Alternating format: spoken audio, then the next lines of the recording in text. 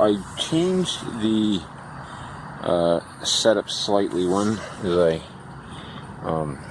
put some dirt around the edge to prohibit airflow, so I want to force the air intake at the door. Two is I changed the handle arrangement so I get the bars on the outside.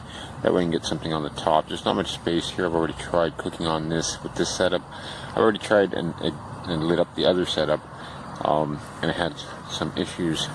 I did mention the crack at the base, top of the stove in the back there near the flue hole. That's been a continuous issue. So that's still present. The bars are on the outside. Some surface, the same setup with the leverage as far as the handle of the bucket holding up the flue. The other change I made is I put in a longer flue. I've already lit up with this longer flue. It works a lot better.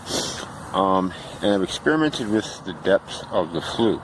I just can't get the uptake happening without smoke coming out of the front of the stove to date. So we're going to light this up with this setup. So just to go over it briefly, the bucket, door, flue in the back. There's a crack back there. There's a gap there, and there's also a crack at the seam there.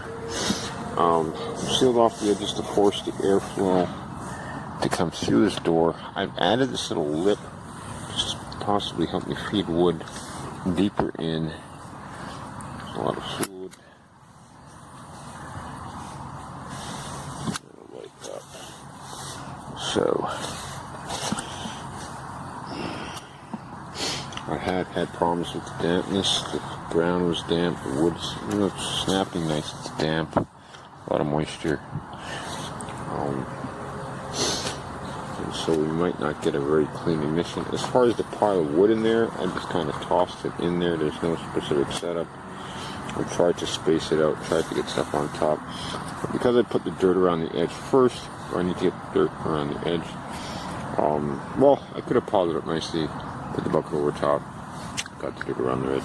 And as you can see, a bit of a problem there with the ignition.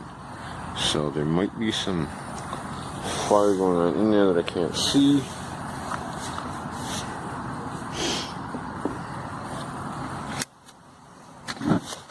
Whoa. A little blow back there.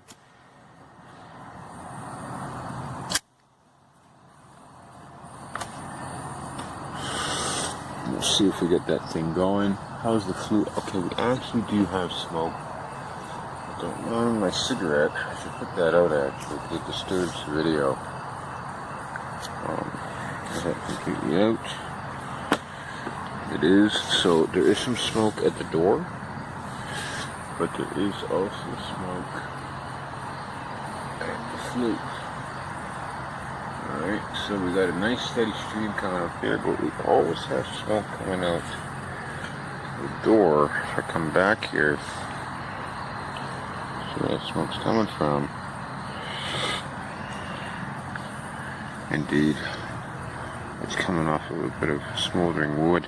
So it's hard for me to understand this because the air intake, in my mind, should be such that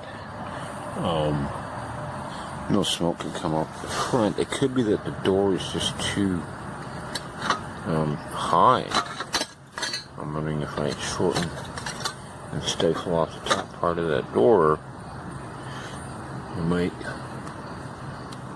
have more luck. Just to really, well, we got a lot of smoke coming out the flue. Can you see it?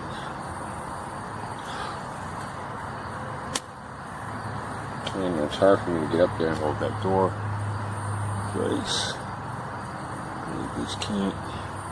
I can see it on my eyes. You can see it flowing out there. So let's just get this here. And then good smoke coming. Okay, and the other smoke is coming out of the gaps. So this actually does a trick. My door is too high. So with the lower door, indeed, I've forced no smoke out the front. It works. I got smoke coming out the flue. It's very hard to see. There it is.